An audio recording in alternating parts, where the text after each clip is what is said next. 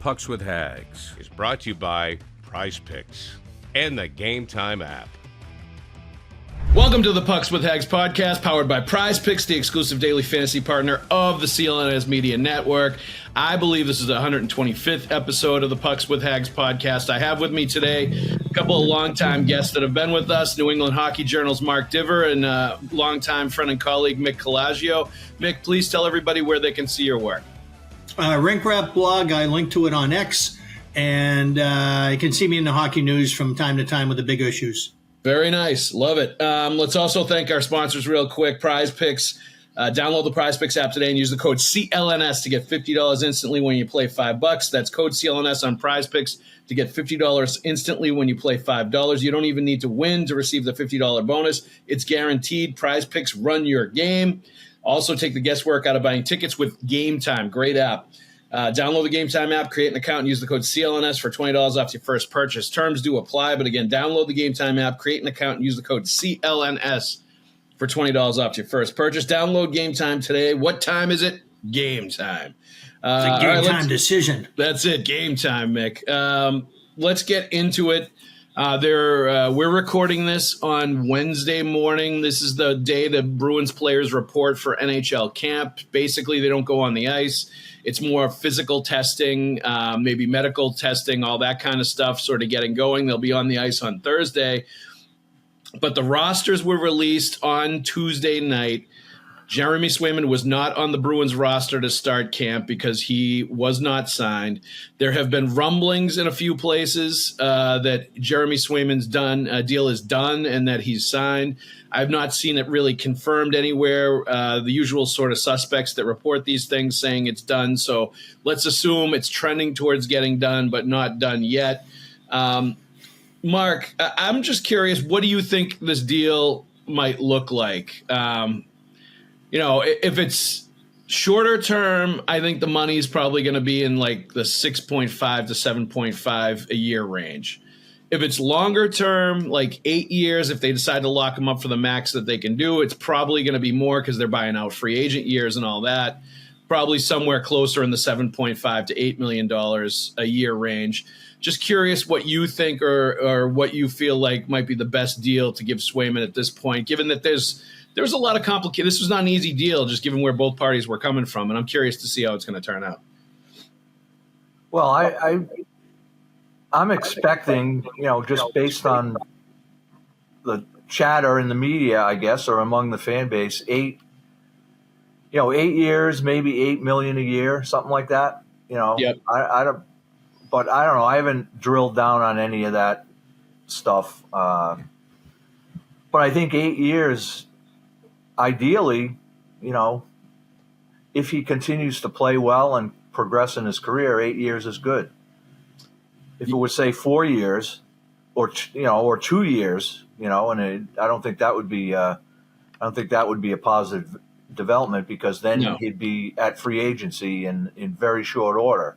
And if he turns out to be the stud that they hope he will be, then you want to lock him up and not have to worry in the short term that you're going to have a hole in that important position down the road. So yeah, most definitely. I think there's a danger there if the Bruins kind of like went the bridge route and went sort of the prove it route with a 2, 3, 4 year, even a 4 year deal for lower money now in order to get the certainty of him sort of going out and proving he could be the number one guy, playing 60 plus games, like doing all the stuff he hasn't done to this point yet.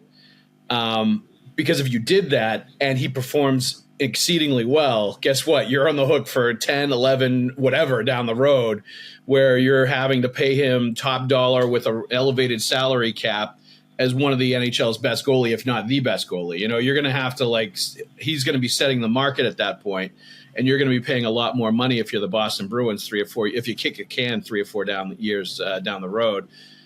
Whereas now, if you feel like, if you're the Bruins and you feel like that he's the guy, and frankly, I think there's going to be some speed bumps this year for Jeremy Swayman, not having Allmark there, all the responsibility on his shoulders. If he goes into a little bit of a slump, you're not going to have a Vezina Trophy winner next to him that's going to be able to come in and give him a blow. Like it's going to be a lot of pressure on him this year. And I think it's going to be an adjustment period for him to sort of get used to that. And the Bruins, I would think, are sort of steeling themselves to that possibility and preparing for it. But if you believe he's the guy, Mick, and I know you've been adamant about this, that you should pay him that kind of money. You feel like you're paying him for future performance. That's kind of the right way to go in some respects. And certainly, I know you felt that the precedent is there where if you're going to pay McAvoy before he's truly proven he's the number one guy, you should probably do the same for Swayman. And if it turns out to be 8 years, $8 million a year, something in that range, as some suspect, you are going to be paying him for quite a bit of future performance there. But your thoughts, Mick, on where you think this is going to land and what you think is going to happen from here going forward with Swayman? Swayman is obviously proving himself to be an astute businessman in this process with the comments that he's made to the media. He hasn't been adversarial, but at the same time, he's shown that he knows exactly what is going on, every angle from which to perceive it, has educated himself on the process in substantial ways, not just by listening to his agent, and has been pretty impressive in his situation. He's almost like a Mike Greenwell. He doesn't need an agent to go get a contract. So Mike Greenwell. Yeah, I mean, didn't he famously not have 90s Red Sox pull there, Mick? I love it. Yeah, I think he took off the red wristbands and he grabbed his briefcase and marched in and got his own deal done. So I think that a couple of thoughts real quick. One, I don't think it ends well if Swayman goes short term and he's going to probably say, yeah, sure, pay me my current rate for 2 years, and buy, the Bruins have set themselves up. They pretty much bought the house, the picket fence, the boat, and everything. Take the knee, marry the girl. Let's go. This is what's happening all around the league. And if we're going to quote me, I feel the same way about Pasternak. I feel like he got over $11 million a year before he was an $11 million player. So that's my thoughts on that. 8 times 8, like Mark said, I've thought all along that this is where this should go. I'm not saying what's right, my opinion. I'm not being like the great Harry Sinden when it came time to talk about players. He'd actually stop bang his fist on a table like a fan in a bar room, He's not this $1 million player, It's like, it's not that. It's the business of hockey. It's what it is. It's the way it's been going. How do you not go forward this way with Swayman? And I know you've said all along, not goalies. Yeah. Well, true. Everybody was the first one, whether it was the first right wing, the first defenseman, whatever. There was a first one. Swayman saying that's a plastic, expendable demarcation. Yeah, it is. And we'll see, though, Mick, right? Like, if they sign him to this contract and then he can't really maintain his effectiveness and his consistency playing more than 45 games a year, and you need somebody else that can play 30 to 40 games a year, it's going to turn out to not be a great deal. And it's going to turn out to be problematic in some ways because you're sinking too much money into goaltending if he can't do it. And you're doing it sight unseen, which is not usually good business in the NHL. So there's a lot of risk here for the Boston Bruins in that attitude of like, hey, we just got to pay everybody before they've actually shown they can do it, because that's just the way the NHL is going. Like, you can't do that and effectively ice an NHL team, because sometimes you're going to be wrong on these guys if you're projecting instead of actually seeing them go out and perform that way. And especially with goaltenders, that's such a crapshoot position, much more than forward and defensemen. It's similar to relief pitchers in baseball, where they can be really good one year and then not so good the next. And there's a lot of inconsistency and volatility in that position. And that's why it's viewed in a different way. And that's why GMs and talent evaluators, the trade values aren't as high. That's why they don't typically get paid as much. Now, on the flip side of that, if he turns into Andrei Vasilevsky, if he turns into a guy that can play 60-plus games, can maintain performance, can be a number one guy, will be an all-star netminder, will continue to play the way that he does in the playoffs, did in the playoffs last year. And frankly, I'm willing to give him that one as a given. And that's, I think, a part of the value here is that he did what he did for a month last year, and he was their best player in the playoffs. And I think the Bruins saw that and said, you know what? we're going to pay for that kind of performance with our playoff team and have a goalie in there that's nails in the postseason, and that's a big part of it. Like, all that stuff goes into the stew when you decide how much you're going to pay and what you're going to pay. But I think at the end of the day, like, I've agreed and I've said all along, while I did have a problem with them going even this high with a guy that's never played more than 44 games in a season, a guy that's basically played 3 years, a guy that's always had a Vezina Trophy winner as a partner that he could rely on next to him. Even though all these things are true, I believe in Jeremy Swayman. And I've believed in him since the first day I saw him in training camp. I've believed in him since the first year he was pro. I was absolutely all season long last year calling for him to be the guy starting out of the playoff gate and starting game one. And he should have been given the ball during the postseason last year instead of Ullmark. So, like, I firmly believe he's going to live up to the contract and he's going to be able to do it. And I think he's a special goaltender. So at the end of the day, I think the Bruins made a call and a bet here that he's going to be able to live up to and that they're going to feel good about. But I just feel like there's more risk here than there would have been otherwise. And maybe there was no other way to go just because of the circumstances. But there's also a part of me that, and some people have mentioned this, they're going to put Don Sweeney under the microscope a little bit. For one thing that they could have done differently is they could have asked for 2 years in arbitration last year. And that maybe would have avoided this whole situation and put it off for a year. And then they would have had surety at this point going into, after one season, this next season, to know if he was the number one guy or not. Now, the other side was he going to be RFA again? To me, that's the whole question there. Yeah, I don't think he would have been RFA again after that. No, he would have been UFA, and that's part of it. I would not want to have gone. I think that was a canceller of that option. I guess, Mick, but look, let's be honest here. And Mark, you can chime in on this if you want to. Let's be honest here. Jeremy Swayman wasn't going anywhere.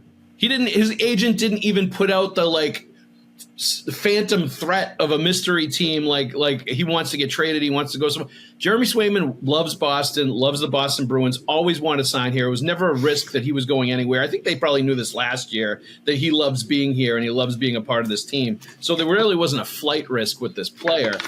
I think the bigger thing was you piss him off even more than he already was bitter about the arbitration process if you lock him into 2 years instead of one, Mark. But there is a little bit of a second guess here to when the Bruins had the leverage using it. If it was going to be a bitter process, an acrimonious process in arbitration anyway, you might as well have gone for this 2 years, had the certainty, had been able to look at him this 1 year where you knew you were probably going to trade Ullmark, and then give him this kind of money following this year if he performed like the way you thought he was going to. Well, I think Harry Sinden would have used that leverage. He would have told him to go yodeling in Sweden if he wanted to go arbitration. Yeah, but a lot of those arbitrations end up pissing off the player and creating hard feelings, and hopefully that was avoided this time, and he can get his money and settle in for what hopefully is a long run in the Boston net. If that happens, then I think it's a win for both sides. Yeah, I think so too. I at the end of the day, Mick, I think the way Jeremy Swayman played last year and the way I think he's going to perform. Yes, this is the richest deal that they've ever given a goalie, the Bruins. Richer even than Tuukka got when he got his contract. But I do think he's going to be able, if it is indeed, $8 million a year, I do believe he's going to be able to live up to it. And long term, if it's 8-year deal, 3 years into this may look like a sweet bargain for a guy that's a Vezina Trophy finalist candidate pretty much every year. Yep. I think the decision to trade Ullmark proves that they view it the way you do, Joe, that they've seen him the way you see him. But due diligence and building up incrementally to the decision to trade Ullmark, it's really, it's funny, because camp opens today and he's not signed, it really casts such a pale on what has been such a positive process. What team has had the embarrassment of riches that the Boston Bruins have, including the great Russian goaltenders in this league in 4 different cities I can think of off the top of my head, Yep. to have been really foundational to their success. The Bruins have been a goaltending team more than anything these past few years. So now that we're here on the precipice of this season, this is a team that's coming of age. It's a team that's coming through the succession of the old guard is completely dropped off except for Marchand. And we are now in the fruition and the maturation of the Pasta, McAvoy era and the group that's come with them and the acquisitions. And now what they did this summer, it's all adding up that this is where the Bruins are supposed to make their big push. And this is supposed to be really the referendum for this management group. So I think that this on one hand, it's crucial that this gets done. And like Chris Hurley reminded me of Pat Burns' comment that he had never seen a camp holdout ever go well for the team or the player. I want to take a break from the show to tell you about my friends at Prize Picks, a great sponsor of the Pucks with Haggs podcast. Prize Picks is the largest daily fantasy sports platform in North America and the easiest and most exciting way to play daily fantasy sports. Instead of battling thousands of other players that could be pros or sharks, you simply pick more or less than on 2 to 6 player stat projections, and you watch the winnings roll right in. Right now, you could go with Tyreek Hill for more than 90 yards receiving and Dak Prescott for more than 263 passing yards, Josh Allen for less than 240 passing yards, and my boy CeeDee Lamb on my fantasy football team for more than 96 receiving yards. Or you could go with my guy Kyler Murray after he helped blow up the Cardinals offense last week and really has shown now that he's all the way back from injuries. So that's my special pick is Kyler Murray. Go with him to put up big numbers across the board, rushing, passing, TDs, all of it. Right now, one Caleb Williams passing yard gets you 1 win on Prize Picks every week in September. That's right. Only 1 yard gets you an automatic win every football weekend in September. 4 weeks of free W's. Don't miss this deal on Prize Picks because it's gone when September ends. You can also now win up to 100 times your money on Prize Picks with as little as 4 correct picks. Download the Prize Picks app today and use the code CLNS and get $50 instantly when you play $5. That's code CLNS on Prize Picks to get $50 instantly when you play $5. You don't even need to win to receive the $50 bonus. It's guaranteed. What is better than that? Prize Picks, run your game. I mean, it's not, this is true. And like we haven't had many camp holdouts because usually they take care of things, but you're right. It does not end well when it does happen.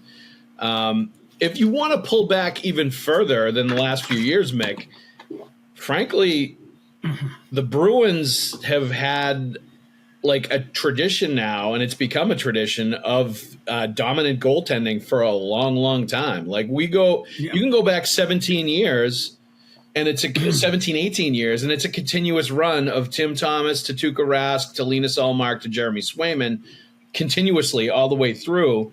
They've had goaltending excellence this whole time. They've had guys that have won Vezina trophies, every single one of them. You're talking about like one of those things. It's kind of like the Red Sox for left fielder. For a longest time, they had 30 years, 40 years of like Hall of Fame left fielders playing there every day at Fenway Park, from Ted Williams to Carl Yastrzemski to Jim Rice, and even to your boy Mike Greenwell when he came in after Jim Rice. He wasn't. I can't believe I'm juxtaposed with that comment because I was never a Greenwell fan. It just popped into my head because he was famous for walking into offices with his briefcase when it was contract time.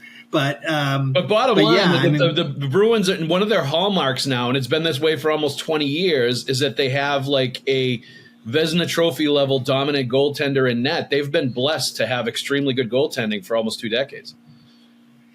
Yeah, and I think it's not coincidental that this really began with Claude Julien and his zone defense. And I think that enabling his goaltenders to more patiently read plays by having the defensemen stay inside the dots and having, I don't know if anybody saw that touchdown pass where the Bruins rookies got scored on in the was it the Jersey game? Yeah, it was. Yeah, Jersey. I think it was like the 2-1 goal. Yeah. And that one there, they had a defenseman out there, a right side defenseman, and his name's escaping me right now, but he was so far outside the dots on his pinch that he just opened up the middle of the ice for that play. He just stepped out like a matador. And that's just so antithetical to how the Bruins play. And that really shows you about these rookie games. You just want to see energy. You want to see people impact the game. And that's what you're looking for. It's like a camp game. The systems just aren't really there. Everybody's playing whatever they learned coming to it. Even though they're told what it is, what we do, nobody's going to do it well unless they've been in the system for a year or more. So but that's how the Bruins play, and I think that's really helped stabilize their goaltending. And I don't think that, I'm not saying that manufactured good goaltending and that these guys wouldn't be good. I mean, God knows the great starts that they've put up these last 2 seasons have really been the product of their goaltending, yep. and not so much the system or the players around them. That said, I do think that what Bruce Cassidy kept and tweaked, and what Jim Montgomery has kept and tweaked has been still that same system. And I talked to Razor down in Plymouth on the Fan Fest and asked him this question, and he said, no doubt, the zone absolutely helps the goalie. It helps him know where the puck is. He knows things are under control. He doesn't have to guess in his wider range of where it's going to wind up and where the shot's coming from. Yeah, that's a great segue too, Mick, because something we want to talk about is the prospect showdown there in Buffalo. The rookie camp is now concluded. NHL camp is starting. The rookies were all in Buffalo over the weekend. We have a guest here, Mark Divver, who made the trek to Buffalo happily and maybe hit the Tim Hortons that connects to the rink over there a couple of times as the weekend was going on. Mark, your impressions from watching those games, from talking to people, from taking it all in, anything that sort of changed your mind or crystallized things in your mind of what you think about some of these guys headed into main camp? I wouldn't say anything that happened there changed my mind, but it certainly was a pedestrian group that the Bruins brought, and people from other teams commented on that a lot, that, hey, the Bruins didn't bring much, Yeah. They didn't. But, in their defense, if they need to be defended, they've traded a lot of draft picks in recent years. The guys they have drafted, many of their top guys are in college, so they weren't eligible to play in Buffalo. So, the roster that they brought was, kind of cobbled together with some Providence guys. And also they left off, they could have brought Lysell, they could have brought Merkelhoff, they could have brought even maybe Patra, although I'm not sure. Has Patra do we know if he's been cleared for contact in games? I don't know. No, we don't know. We'll find that out today. We don't know that. So, maybe you could have brought him, but he's coming off an injury. I'm sure they want to be cautious with him, so that makes sense. But the group that they did bring, they got a win, an overtime loss, and then a loss in regulation time. It wasn't, there were a lot of guys out there whose names you will never hear again in wearing Bruins uniforms. Yep. Free agent, undrafted. Good for them. Free agent, undrafted guys from the junior ranks that just kind of filling the jersey for a few games. I felt like there were a lot of picks on other teams, though, like in the top 3 rounds, and the Bruins had a lot of guys who were in the bottom 3 rounds. Absolutely. You look at the guys Buffalo brought. They got all these first round picks. Great young talents. Hasn't done them a whole lot of good so far, but one of these years it might. Yep. But Boston's guys, the kids that they brought, Farinacci, Harrison, Duran, Kuntar, Brunet, guys like that, played pretty well, all of them. Brunet's got skills, man. He's got some slick moves. He does. And, you got to keep in mind who he was playing against at that thing. But the thing that stood out to me, and that, I go to this thing pretty much every year, and it stands out to me, the progress kids make from year to year. Last year, Brunet and Harrison looked like they were in over their heads. Yeah. They were headed, 19, 20-year-olds headed into their first year pro. They were kind of had a deer in the headlights look. And this year, after a year in the American League, a year in which they weren't depended on it to be key guys in any way in Providence. They were end of the roster type guys as rookies. But the improvement was noticeable. And confidence has a lot to do with it. I talked to Brunet on Friday about how his game now compared to a year ago, and confidence is all he talked about, that he feels like, okay, I can do this. I know what to do. So he was good. Farinacci has taken a step from last year. Yep. Duran continues to kind of, the arrow continues to point up on him. I think it'll be interesting to see how he fares in the NHL exhibition games, assuming he gets into a few of them. I was really impressed with Farinacci's hockey IQ throughout, because I hadn't watched him a ton. Yeah. Just in those games, you could tell he's an extremely smart player, making really good, clever plays with the puck and smart decisions all the time, managing the puck well. And he's got, the offensive skill to create a little bit of offense. So you could see all those things. But for me, and Duran, obviously, I'm sold on him. I really like him. But to me, the guy that stood out the most, and Mark, I mentioned this to you before we started recording, was Harrison. I thought that was by far the best I've ever seen him look. The most confident, like he's always had the shot. He was able to get it off more. He was able to, had some really nice passes and some nice setups for other players. You can tell he knows what to do with the puck. I'm not sure how much he's going to be impactful or become really enticing at the NHL level, because I'm not sure how much he does aside from like the shooting and the passing and some of the offensive skill stuff. But like that's going to be his bread and butter. If he's going to make it to the NHL, it's because he can really shoot the puck and he can create some offense, and he's got pretty good size. But Mick, for me, Harrison was the guy that I saw all weekend and said, okay, I've been waiting for him to show me something to say I belong here. I'm a prospect. Like I can be an impact guy. And you started to see it in that rookie camp, and maybe he builds on that going into regular camp.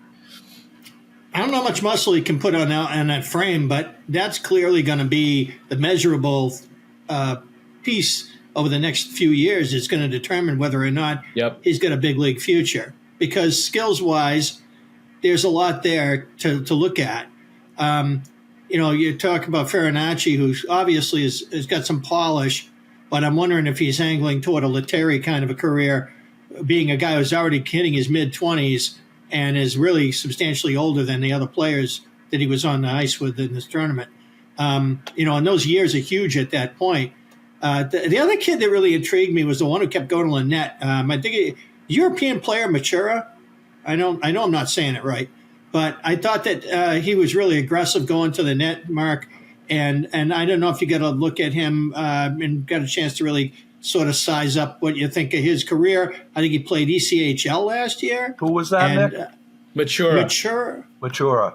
Yeah. Yeah. He went to the net real hard and scored a couple goals from in the blue. And I just like the way he played. And I don't know if there's, for a kid who I think played in the E last year, that if he's, what his career tracking might look like. Well, he came to the camp last year as an invite, like some of these guys that I mentioned that weren't, weren't draft picks, don't have contracts. But he came last year he was eligible to play in the Western League again last year, and he ended up being invited to Providence training camp, and they signed him out of there to a 2-year deal. He ended up playing most of the year in Maine, did pretty well.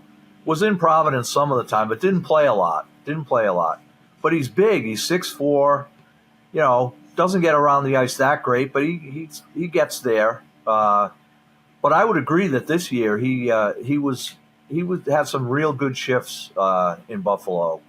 I think he'll be in for a fight to grab a spot in Providence, but he might be able to do it. They like his size. They wouldn't have signed him, last year if they didn't think there was something there. So yeah, he was a lot better, and he's still young. I think he might still be just 20 years old.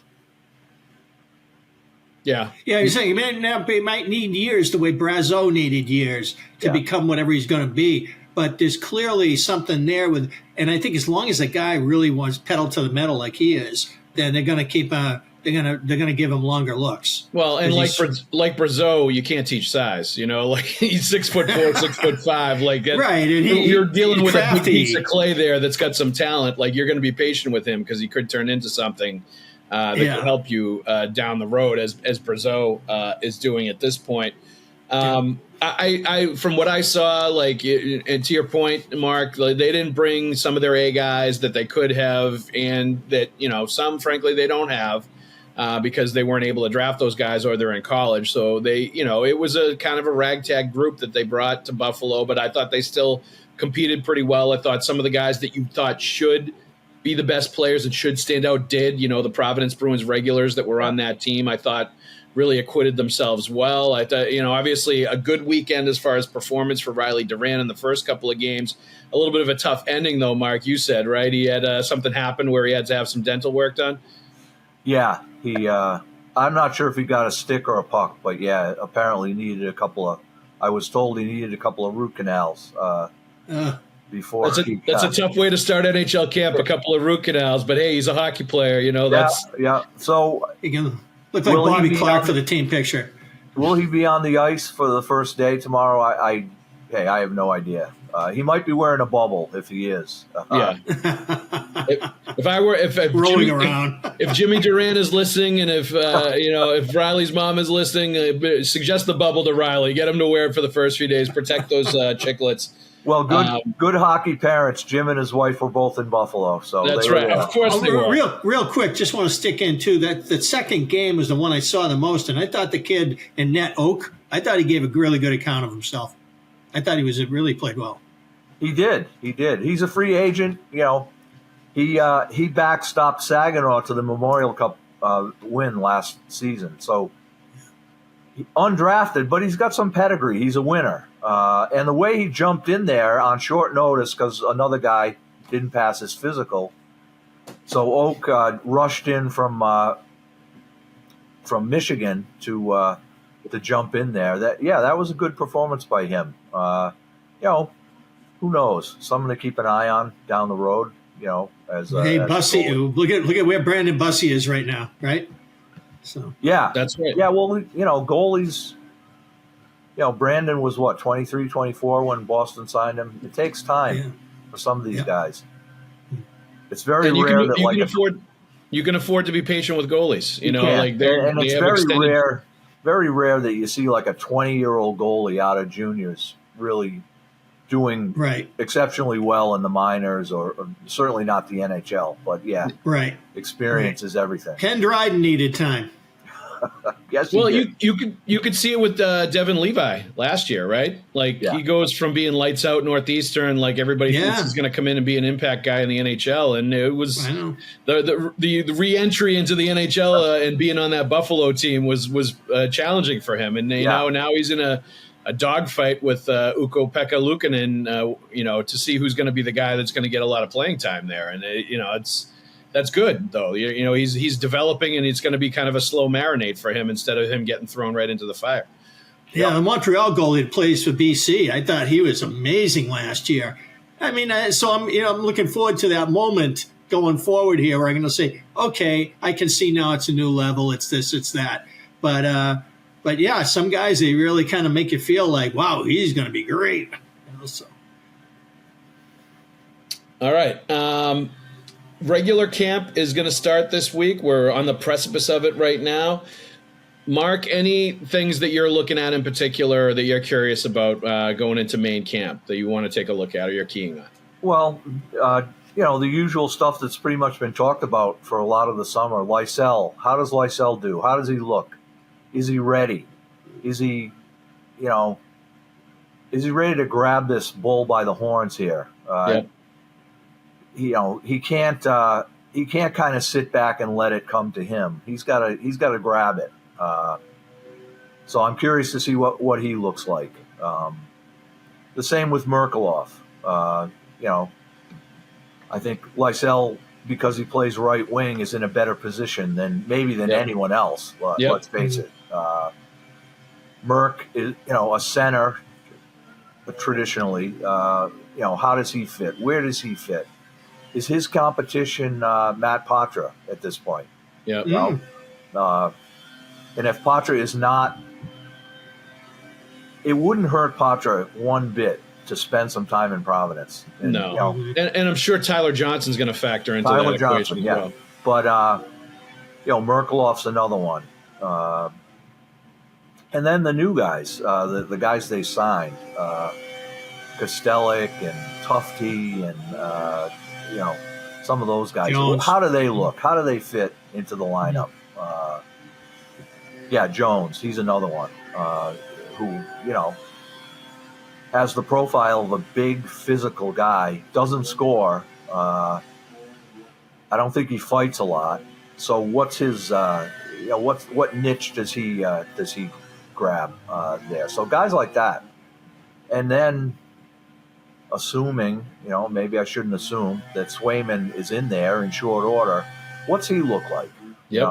Especially when the games start. He'll want to get. It would behoove him to get off to a strong start and not give any of the naysayers out there who say he's not worth the money, don't pay him. Yep. Don't give them anything to work with there. Come out strong and play well right from the start. That would help him as well as the team as a whole. We'll be back to the show in a minute, but let's thank our sponsors right here. And then right now we've got Game Time. Do you remember your first NFL football game? I do. I remember going into the New England Patriots and the Cincinnati Bengals. It was 1985. It was the last game of the regular season, and the Patriots had to win to clinch a wild card spot in the playoffs. And what did they do? They went out and beat the Bengals. They won the game. And I honestly remember this game very vividly because I was 11 years old at the time. And after the game was over, all the fans stormed the field, ran down, ripped off the goalposts, and carried it right out of the stadium. I wanted to go down and do it and join the crowd. My dad said, absolutely not. There was no friggin' way you're going down there. And that was my first memory of seeing an NFL football game live. It was an awesome game. It was back in the Tony Collins, Steve Grogan, Tony Eason era, Stanley Morgan, all those guys, Andre Tippett. Great time to be a Patriots fan. But that brings me back to Game Time and going to NFL football now and going to a Patriots game at this point and how great that is. Wouldn't you want to have tickets to any of those games? Well, that's what you can get at Game Time. You take the guesswork out of buying tickets for NFL football, for Major League Baseball, for concerts, for comedy, for whatever. You take the guesswork out of getting those tickets with Game Time. Download the Game Time app, create an account, and use the code CLNS for $20 off your first purchase. Terms do apply, but download the Game Time app, create an account, and use the code CLNS for $20 off your first purchase. There's so many great features with Game Time. All-in pricing, toggling this feature shows the total up front with no surprise fees at checkout. The lowest price guarantee or Game Time will credit you 110% of the difference. Game Time ticket coverage, your purchase is covered with the most flexible customer service policy in the ticketing industry. Game Time is the gold standard when it comes to buying tickets for pro sports, for entertainment, for anything. So I'm going to tell you one more time. You want to download the Game Time app, create an account, and use the code CLNS for $20 off your first purchase. Download Game Time today. What time is it? Game time. Yeah, and it would ease the pressure on him too. Like there's going to be elevated pressure on him to start this year just based on the contract, based on that he's the guy now. Like there's a lot of eyes are going to be on him. And the best way to alleviate that pressure and to at least like kick it down the road a little bit to maybe where he can deal with it a little better during the middle of the year whenever like a struggle does happen, because I'm sure he's going to go through a stretch where he's going to scuffle a little bit, and the defense will too, is get off to a great start and sort of, quiet those conversations for as long as you can before you sort of have to deal with them, which I'm sure you will at some point. The Lysell thing is well put and well taken, and I agree. The right wing part of it gives him sort of a leg up on maybe winning a job. And I think, frankly, he fits the profile of a guy to replace Jake DeBrusk, too. based on the way he plays with the speed and the offensive impact ability and some of the things that he does. There aren't that many people that the Bruins have young player wise in their system, I think, that could, potentially or theoretically step in for a DeBrusque. And I think Lysell is one of the guys that at least has the tools to begin to be able to do that. So I think they're going to put him in a lot of positions to succeed, and they're going to hope he does and hope he takes the ball and runs with it, like you said, and he seizes that opportunity. Mick, what are you looking at most curiously here in training camp as it gets going? Everybody's going to have their eyes on the carousel at right wing. I'm also not making assumptions about Pavel Zacha. I think that it's natural to say, okay, that's a line. And so Zacha is no longer going to consider Pavel Zacha a center after, for 2 years, the whole premise of acquiring him in the trade with New Jersey was to mature him under Bergeron and Krejci's eye and watch and learn and then get your experience. And last year, it all was unfolding as it should until we got to the hardest hockey of the year, at which point Monty had to make different options because the only question is winning. But that in no way made me think that this is going to be an experiment that's scrapped just because they got Elias Lindholm. So I'm just feeling like it would be premature of myself to write off the possibility that Zacha would be down the middle in some scenario here that might not necessitate an injury where he has to fill a gap for a while, and then they got to figure out another winger to go with Lindholm and Pasta. Yeah, is it an ideal combination to take a good long look at? It is, but it's one of those things where I'm just thinking Zacha's career track here had been angling toward becoming a center of one of the top two lines on this team, and now suddenly beginning last year at the end when he was put back, he was on third line, then he was on left wing on the top line, so he started getting moved around, and now where are we at with him? I just think right now the investment in that guy has been pretty big. He's not making a ton of money, but he's been an important player for them these last couple of years, one that they'd really been grooming for a purpose. And now redefining that purpose, or is it just going to be he's one of our hybrid guys, he's a left shot, where most of their hybrid guys have been right shots. And so maybe that's just the way they're going to keep looking at him, as being a guy that they can do different things with. And so I'm curious about that. I also want to see if Zadorov saw that in a bag of chips. Yeah, I think so. Yeah, that one's going to be interesting. And I do think the Bruins fans are going to love him just based on the way he plays. It'll be interesting to see how he slots in. Is he ready to be a guy that could play with McAvoy and play those kind of minutes and that kind of responsibility against the other team's best players, if that's indeed a pairing that they're looking at? So, he's going to be a key figure, I think, to take a look at, in camp during the regular season, certainly during the playoffs when they expect him to make a big impact. But I think in general, just the physical way he plays, the massive size, the ruthlessness in the D zone around the net, Bruins fans are going to absolutely eat that up. One thing to circle back on, Riley Duran's mom's name is Lori. I don't want to call her Riley's mom. She's a great hockey mom. I've known her for a long time. So I just wanted to make sure that was out there. Lori and Jim, Riley's parents, I've known them for a long time. Great Woburn people. Of course, Jimmy's been the Woburn High hockey coach for a long, long time. So one thing we're going to get to, either one of you guys want to grab this one question, our tweet of the week, question of the week from one of our followers here, at the McCringle on Twitter. Says, this should put the GM on the hot seat. He completely gambles one of the best goalie duos and does it before locking up Swayman. I get he is probably in love with the next Tage Thompson. And, of course, I think they're talking about Dean Letourneau, the first-round pick that they took there that's going to BC, that they got in the Ullmark trade. But the risk-reward alone is crazy, let alone trading Ullmark within the division. Either of you have any thoughts on that? I would just say that being around in Buffalo, the rink is full of NHL people, scouts, assistant GMs. More than once up there, people said to me, geez, how do the Bruins do it year after year? Donnie does a good job. He does a good job. you look at their roster, you look at their prospects or suspects that they brought to Buffalo, and year after year, yeah, there's pressure on him for sure, and so you can second guess. Obviously, that's the job. You can second guess what he does, but overall, it's a pretty strong body of work, I would say, for him the last few years. So, how many teams average 50 wins a year? Yeah. Since he replaced Julian with Cassidy, they've averaged 50 wins a year. That's unbelievable. Who does that? Scotty Bowman, Canadians? They lose two, Bruins Hall of Fame centers in the same year, and they don't skip a beat. So, second guess Donnie if you want, but I don't know. I think the record kind of speaks for itself. You can say, well, they should have won a cup or two, and yeah, that's fair. But besides that, the record's pretty good.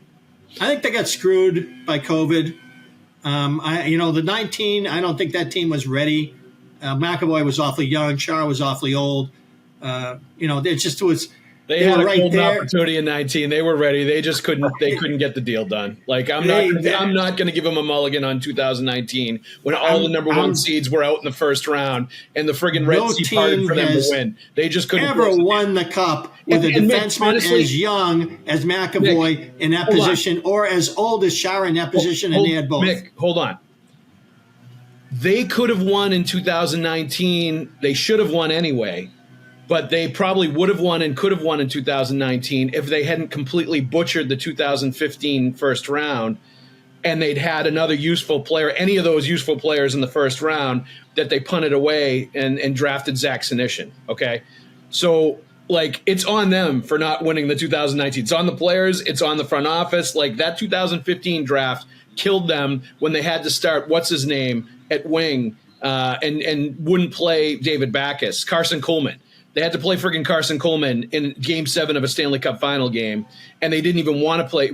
Cassidy wouldn't even play David Backes in that game against St. Louis, for God's sake, his old team. They had to do all of that because they hadn't drafted a winger that was good enough to play when they had a ton of them that they could have in 2015. These are all fan pain reasons. No, to me, that's they facts. Weren't mature enough as a hockey team, and they got beat by a more physical club. No. That's when the fight goes 7 games, the more physical team wins. How many Hall of Fame players did they have on that team, Mick? That is bullcrap. I'm sorry, but that is not. 2011. What did Pasternak do at the end of the first period of Game 7? They probably had They had at least 4 Hall of Famers on that 2019 team. Bullcrap. I don't buy that at all. They should have won that game. Is Pasternak one of them? Yes. Marchand, Bergeron, and Chara, all Hall of Famers. Well, okay. So the goal that broke their back in Game 7, Pasternak had the puck below the St. Louis goal line with 18 seconds left in the period. Bergeron was covered in the high slot. Marchand was gassed and going for a change. Pasternak throws a Hail Mary to the high slot. That broke the game. That's a rookie mistake by a guy who'd been in the league a few years. Yeah, but people make mistakes all the time, Mick. He's going to become a Hall of Famer. It's not about one play. He's going to become a Hall of Famer. No, I'm telling. Well, that's been my argument. You're making mine. Yeah. It's not about one play. I realize this thing will go 5 more hours if we keep going here. But it isn't. But to me, the Bruins were the Canucks, and the Canucks were the Blues were the Bruins. That part I agree with, but they could have won. They were this close to winning, and the margin in my eyes, and I think in a lot of people's eyes, and I think you can't debate this. The margin was having the margin was you had to play somebody like Carson Coleman in a top 9 situation in Game 7 of the Stanley Cup Finals, a guy that shouldn't have even been in the lineup because your free agent guy that you signed was mostly a bust in David Backes, and because you whiffed completely on Zach Senyshyn on a first round pick that you reached for when you had all of these first round picks. You could have taken all of this talent in that draft that you missed on to take that guy instead. They screwed up, and that cost them at a big moment in 2019 in getting their second Stanley Cup. It's really hard to argue against that. It's not enough. There wasn't a Stanley Cup team. They were big overachievers. Yeah, no, it opened up for them, and they couldn't take over. Yeah, was an opportunity missed? Absolutely, I agree. Huge. I understand that, and I get the aftermath of that. That's lingering in this generation.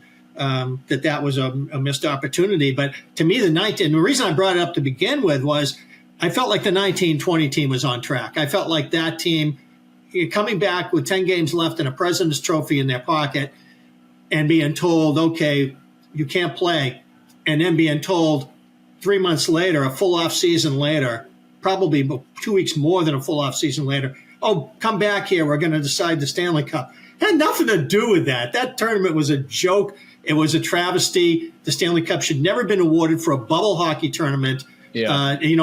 Played at the end of the summer. Yeah. So that was stupidity. Some people want to put asterisks next to the Tampa Bay Lightning Stanley Cup wins because of all that stuff. 21 is different, and I don't begrudge the Kucherov, the LTIR. Everybody's got the same rules. Yeah. And I think they would have won anyway. They were clearly the best team. I agree. But in 20, Hedman was hurt. Yep. They should not have been allowed to play him when the bubble resumed. Yeah, that's a good point. But bottom line is, circling back to what Mark was saying, even though I squarely blame them, the front office and the 2015 draft for not being able to get over the finish line in 2019 when that opportunity presented. Even with a few years to mitigate it? What's that? They tried to mitigate it. That's the point, Mick, is they signed Backus. They brought in guys like Carson Coleman. That clearly did not mitigate what they did. But that's that was the very beginning of this front office's sort of time running the team. And there were growing pains. There were learning moments, all that stuff. I think they've grown tremendously. Oh, I know. It's been a dog's teeth on their ankle. I know that. Mick, let me finish my thought, please. They've grown tremendously since that point. And to Mark's point, they've become perennial contenders. They haven't been able to really advance like they want to in the playoffs, and that's the trick now and the challenge now for them. And part of the reason I think they're getting bigger and more physical, which is the right way to go. But they've made a lot of great decisions. They've made use of the players that they've had. They've done without first-round picks in a lot of instances. They've made great decisions in free agency. They've made outstanding trades at the deadline. They are in a great place management-wise. I don't think Don Sweeney should be on the hot seat in any way, shape, or form at this point, because I think they've matured into one of the best management groups in the NHL, and everybody around the league knows that. And as much as fans want to put people on the hot seat and fire everybody from their jobs, they don't know what they're talking about in this instance, because the Bruins have a very good group that's running them. Now, Mick, what were you going to say? Oh, you've kind of changed my mind on what I'd like to say at this point, because I agree with everything you just said. Yes. I've been saying the same thing. I think that I've written several columns in the last year saying that, there's so much, everybody's looking for a black cloud inside the silver lining. And this is a great time to be a Bruins fan. And it's even better now that you bring in a big defenseman and a linchpin center to restore your strength down the middle. So help me, Harry Sinden. And this team is ready and to make the big push. So the Swayman asterisk notwithstanding, this team's a contender now. I think the ceiling's off. Yeah, I agree. And it's going to be a fantastic and interesting training camp to watch, because I think the potential is very high. The ceiling is very high for this team. And even in the playoffs, given the pieces that they've brought in, they're starting to build more for the playoffs than the regular season, which I think is going to help them as well, and going to be really fascinating to watch. All right, Mick and Mark, thank you very much for joining us. Let's thank our sponsors real quick. Prize Picks. Download the app today and use the code CLNS and get $50 instantly when you play $5. That's code CLNS on Prize Picks to get $50 instantly when you play $5. You don't even need to win to receive the $50 bonus. It's guaranteed. Prize Picks, run your game. Take the guesswork also out of buying any kind of tickets with Game Time. Download the Game Time app, create an account, use the code CLNS for $20 off your first purchase. Terms do apply, but again, download the Game Time app, create an account, and use the code CLNS for $20 off your first purchase. What time is it? Game time. Mark, Mick, thank you very much for joining us today. Pleasure. Great seeing you, Mark. Anytime, Joe. Take it easy, guys. Anybody else out there? Thanks for listening. We'll see you at the rink.